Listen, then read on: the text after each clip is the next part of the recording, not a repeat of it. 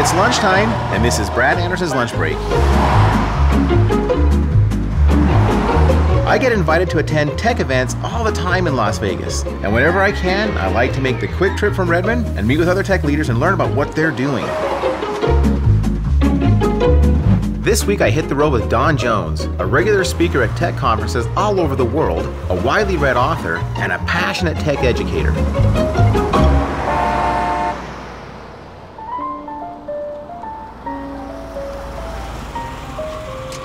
All right, easy does it get into this big old boat here. Oh my goodness, what a car. How are you, Brad? Doing, man? Good to see you. Doing awesome. I'd say welcome to Vegas, but you live, well, you know, I do live here. With the last name of Jones, you're kind of like Anderson, you know, yeah. There's a lot of us, right? Yeah. All right, so we went on LinkedIn. Okay. And try to find Don Jones. Okay, we found a number of Don Jones. Sure. So we're gonna play a game here, figure out which one is you. Okay. Got it? Okay. Do you own a bed and breakfast in Ohio? I do not. All right, take that one off. Did you used to manage the factory where they make Fritos in Memphis? No, but how cool would that be? Yep, there is a Don Jones that did that. Were you for 6 months in 1984 manager of a Chuck E. Cheese? Nope. Are you in charge of marketing for coupons.com? No. These are all Don Jones. Are you the CEO of CandyLady.com? No. Did you get a degree in theater from Northern Michigan University? I got no degree at all. Now you get pulled in to consult and advise companies around the globe. Yeah. Yep.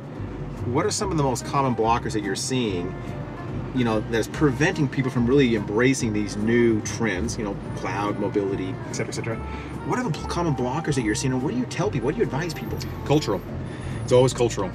It's people who are trying to run a modern IT environment the same way we ran it when we had NetWare and NT. You know, it's this 20-year-old management philosophy, and it's a tough conversation with people to tell them, look, you're having an IT midlife crisis. You need to get out of your rut. And you can continue managing things this way, but you can't have the nice new things that are coming out because they're just not built for it. You know, it's like trying to drive this car without putting your foot on the gas. That's how you make it go forward. And so how do you tell people to change the culture? You have to make an active decision. The executive, the board, everybody has to sit down and say, enough is enough. We're going to move the ball, we're going to push forward, and we're going to actively change who we are and what we do as an IT organization. And if you don't, you know, it's almost like a 12-step program. If you don't admit that you have a problem, good point, and you don't actively say, this is what we're going to do, well, then you're just going to meander along in the same rut you've been in. So deliberate, you have to have a sponsor, you have to have someone that's pushing it. Yeah. Someone's got to go lead the change. They do, absolutely. And, you know, sometimes the CIO, the CEO, the CTO, they're not the right person. Sometimes the best advocate is somebody who's in the middle of it every single day. They need that support, obviously. That's super good advice to people who are going to be watching this, which is, you know, you can actually be the advocate. You can be the thing that actually enables your organization to really propel forward. Yeah, absolutely you can. So we'll talk about, you know, the space that I'm passionate about, that I live in, you know, productivity and mobility and security. What are the trends you see there, and what advice are you giving people in that space? Well, you know, it's again, our 20-year-old philosophy tells us that we want everyone on the same device with the same application at the same time in the same way, and that's a dead concept. We all know everybody wants their email on all of their devices. They want, you know, their Word and Excel on their machines, on their terms, and that gives people a lot of security concerns. But I feel that our skill as an IT industry has to go beyond we know how to make the computers come on. It has to be, we can make this work no matter what the situation is. We know how to do it, or we can find out. And if that means, hey, you know, our whole approach to security has been completely wrong for this world, then we have to be brave enough to ditch it and do the right thing. The answer to the business can't ever be no. That's never the right answer. I agree. It has to be, give me a minute, let me figure it out. Sure.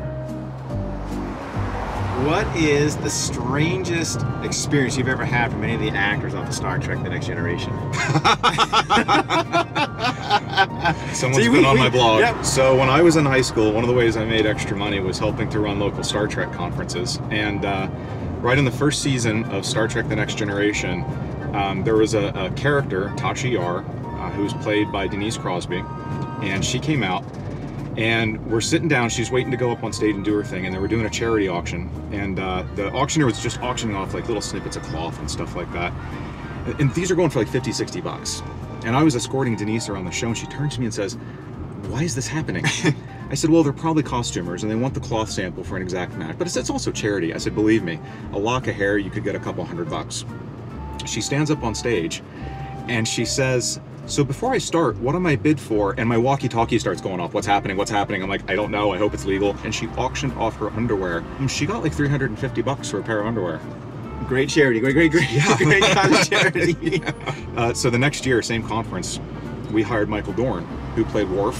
His agent called and said, "Michael wants to know if he needs to bring extra boxers." I'm like, great, thanks. Now that's who we are. We're those people. Next time on Brad Anderson's Lunch Break, what's the hardest part of building a fighter jet? You know, are the instructions like the instructions you get from IKEA? Nearly. You would be surprised. You might fail, but you have the ability to quickly unfail as well. Fail fast or don't fail at all, but recover quickly.